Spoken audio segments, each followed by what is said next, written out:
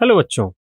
तो अगले टॉपिक की ओर बढ़ते हैं जिसमें हम जानेंगे simple harmonic motion and uniform circular motion के बारे में। तो हमारा पहला कंसेप्ट वीडियो हम स्टार्ट करते हैं सिंपल हार्मोनिक मोशन से। सिंपल हार्मोनिक मोशन, स्क्रीन पर दिए गए इस एनिमेशन को आप ध्यान से देखें। स्प्रिंग से टाइड एक ब्लॉक है जो राइट की ओर और वापस लेफ्ट की ओर मूव कर रहा है। बताना चाहूंगा कि जब आप एक छोटा सा फोर्स एक्सर्ट करके स्प्रिंग को कंप्रेस करना चाहते हैं तो after removal of that force spring हमारे ब्लॉक को वापस पुश करती है, और जब वो ब्लॉक को वापस पुश करती है ब्लॉक एक एक्सेलेरेशन एक्सपीरियंस करता है पुशिंग फोर्स के डायरेक्शन में, और due to inertia of motion वह स्प्रिंग को खींचता चला जाता है। और जब स्प्रिंग में खिंचाव ज़्यादा हो जाता है तो अगेन एक रिस्टोरिंग फोर्स लगता है just opposite to the direction of motion of block. तो अगर सिंपल टर्म्स में बोले कि यह किस तरह का मोशन है जो कभी राइट कभी लेफ्ट की ओर जाता है, एक पर्टिकुलर पोजीशन को क्रॉस करता है और खुद के मोशन को रिपीट करता है। बच्चों, ये है सिंपल हार्मोनिक मोशन। तो आइए एक एक करके इसके कैरेक्टरिस्टिक्स को समझते हैं। It is a motion along straight line with an acceleration whose direction is always towards a fixed point on the line।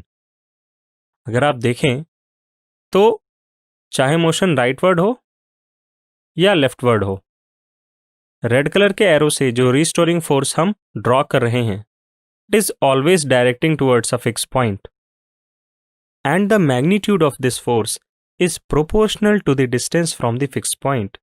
यानी कि ब्लॉक पे स्प्रिंग द्वारा लगाए जाने वाले इस रिस्टोरिंग फोर्स का magnitude is directly proportional to the distance of block from that fix point. यानी कि स्प्रिंग में जितना ज़्यादा आप खिंचाव या जितना ज़्यादा कंप्रेशन दे रहे हैं, तो जिस अमाउंट से आप कंप्रेशन और स्ट्रेचिंग कर रहे हैं स्प्रिंग की, उतना ही ज़्यादा फोर्स स्प्रिंग वापस से आपके ऊपर लगाएगा।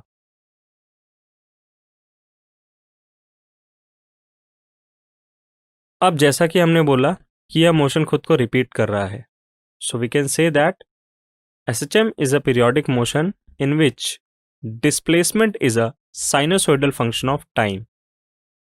यह हमने कैसे कंक्लूड किया? क्योंकि बच्चों, हमें मालूम है कि एक पीरियोडिक मोशन को हम मैथमेटिकली एक पीरियोडिक फंक्शन से रिप्रेजेंट कर सकते हैं। पीरियोडिक फंक्शन वह होता है जो एक निश्चित इंटरवल के बाद खुद को रिपीट करे। तो trigonometric functions are the best choice for representing periodic motion. Let us represent the displacement by a sinusoidal function।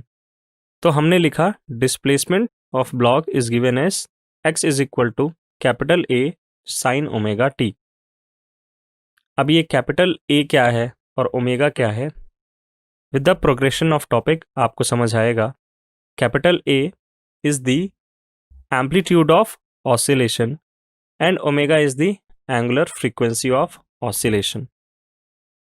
तो बच्चों, अगर हमें ब्लॉक की वेलोसिटी निकालनी हो, चूंकि ये ब्लॉक SHM परफॉर्म कर रहा है, तो हम कह सकते हैं जो ब्लॉक की वेलोसिटी है वही हमारे स्प्रिंग और ब्लॉक को कनेक्ट करने वाले पॉइंट की भी वेलोसिटी होगी। So velocity is equal to dx by dt which is equal to a omega cos omega t। हमने डिस्प्लेसमेंट वाले फंक्शन को डिफरेंशिएट कर दिया टाइम के रिस्पेक्ट में। तो इस तरीके से वेलोसिटी फंक्शन को एक बार टाइम के रिस्पेक्ट में डिफरेंशिएट करने से हमें एक्सेलरेशन का फंक्शन मिलता है which is equal to -a omega square sine omega T. अब बच्चों, चूंकि capital A sine omega T हमारे डिस्प्लेसमेंट को दर्शा रहा है, तो अगर हम इसे एक्सप्रेस कर दें इस फॉर्मूले में, so the formula of acceleration will look like a is equal to minus omega square X. जो सबसे इंपॉर्टेंट बात है बच्चों इस एनालिसिस की, वो ये है कि जो एक्सेलरेशन है it is proportional to x की power 1 and also the negative sign indicates, ये जो नेगेटिव साइन है एक्सेलरेशन में ये दर्शाता है कि जिस डायरेक्शन में बॉडी डिस्प्लेस हो रही है जस्ट उसके उल्टे डायरेक्शन में यह एक्सेलरेशन या जो इसका रूट कॉज है फोर्स, यह फोर्स डिस्प्लेसमेंट की डायरेक्शन के जस्ट उल्टी दिशा में लगता है। यानी ब्लॉक अगर राइट की ओर जा रहा है तो उस पर रिस्टोरिंग फोर्स लेफ्ट की ओर लगेगा एंड ब्लॉक अगर लेफ्ट की ओर जा रहा है तो रिस्टोरिंग फोर्स राइट की ओर लगेगा। A is equal to minus omega square x.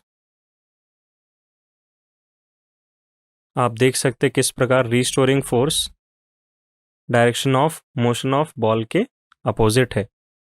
जिस डायरेक्शन में स्प्रिंग का एक्सपेंशन या कंप्रेशन होगा उसके जस्ट अपोजिट डायरेक्शन में ये रिस्टोरिंग फोर्स काम करेगा। Acceleration of the particle is directed towards a fixed point on the line. This fixed point, also known as equilibrium position, is called the center of oscillation.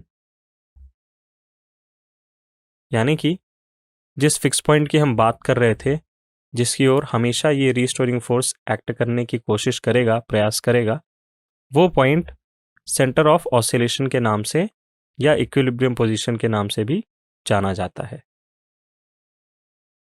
Magnitude of the acceleration is proportional to the displacement of the particle from this point.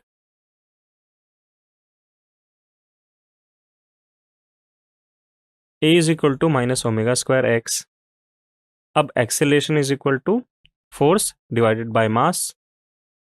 So we can write F by small m is equal to minus omega square x और F is equal to minus m omega square x.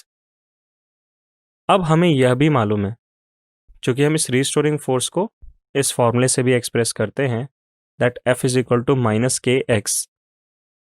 बच्चों, in general किसी भी तरह का oscillatory motion उसमें एक restoring force लगता है, तो एक जनरल ऑसिलेटरी मोशन को आप लिख सकते हैं कि the restoring force is directly proportional to x raised to power n and when n is equal to 1 we say that oscillatory motion is simple harmonic motion. और जब हम प्रोपोर्शनैलिटी हटाते हैं तो एक कांस्टेंट इंट्रोड्यूस करते हैं। तो इस कंसेप्ट के लिहाज से we can say that k is equal to m omega square. It is the force constant or the spring constant. A special type of periodic motion in which the restoring force is directly proportional to the displacement and acts in opposite direction of the displacement. This is the typical definition of simple harmonic motion. ये एक typical definition है simple harmonic motion की। Again मैं यहाँ पर वो बात आपको दोहराना चाहूँगा कि displacement raised to power 1 अगर मैं लिख दूँ F is equal to minus kx cube, तो यहाँ पर भी रिस्टोरिंग फोर्स डिस्प्लेसमेंट के प्रोपोर्शनल तो है, लेकिन वहाँ पे डिस्प्लेसमेंट पर वो लीनियरली डिपेंडेंट नहीं है। यानी कि यहाँ पे डिस्प्लेसमेंट पे लीनियर डिपेंडेंसी हमारे रिस्टोरिंग फोर्स की होनी चाहिए, तभी वह SHM कहलाएगा। यानी F is equal to minus के x is the valid relationship where F is the restoring force, K is the spring constant and x is the displacement of particle from the mean position.